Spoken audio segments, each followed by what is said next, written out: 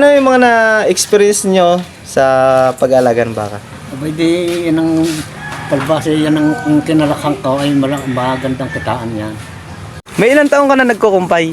Mga wala pa isang taon kasi tinutulungan ko lamang ng tatay ko. Ilang baka ang inyong alaga? Dalawang baka.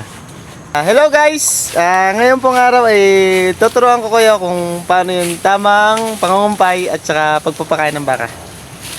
Para madali mong mahawakan ng kumpay. Pag naganto mo, karet, hawakan mo lang dito. Yan. Sabi, hila. Ganyan mo lang. Hila. Ganun lang.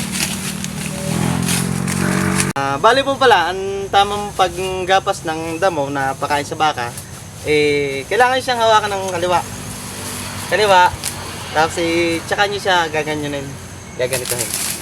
Yan, ganito. Kita nyo, marunong na ako.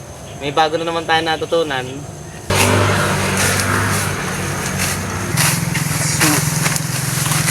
Mga ilan sakong damo yung kayang ubusin ng baka? Mga dalawang sakong bimig. Hanggang gabi na yun.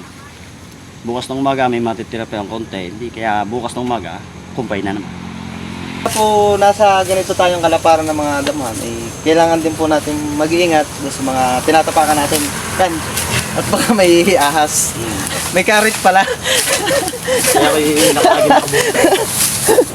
Magsuot tayo ng pantalon, bota, tsaka kung mayroong gloves, pwede rin. Mas maganda kung may gloves.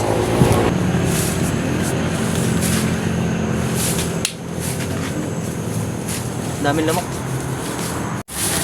Para ilang oras ka nagkukumpay? Mga isang oras lang yan. Isang oras. Isang sako, isang oras. Nakakailang araw yung paghalimbawa nag-ista ka ng damo? Halimbawa ngayong umaga, 2 sako, abot pa hanggang bukas ng umaga. Abot pa hanggang bukas ng umaga. Anong mga klaseng damo yung kalimitan kinakain ng baka? Ang pinakapaborito ng mga yan, yung kung tawagin lipier. Ito po yung lipier, tinatawag. Ano yung paborito ng baka? At tuturuan niya po ako kung paano yung tamang pagsasakaw. Ihawak mo na, pero maya. Medyo babali mo na konti. Kasi yan. Sarabing babali mo para may patos mo. Kailangan pala babaliin muna ng konti yung pinakadamo. Tama lang, tamang dami na kita. Babali. Okay.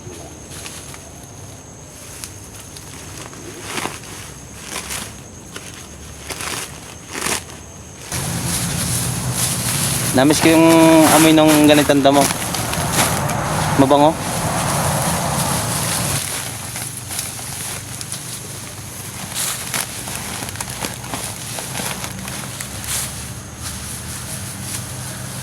Kagaya nga po nung nakita nyo,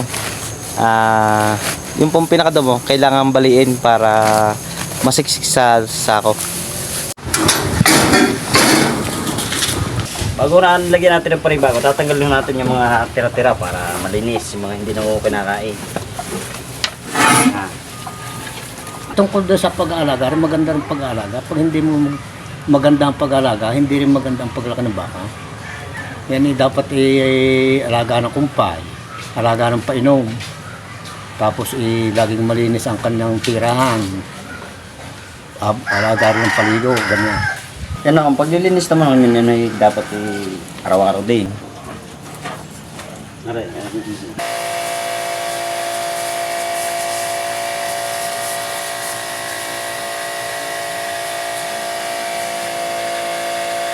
Sa pagpapakain naman ho, yun man hindi masyado mahirap at kukuha lang kayo dito tapos isasalin nyo lang ulit daw pagkakaunti na. Ano, lalagyan lang natin ng pagkain.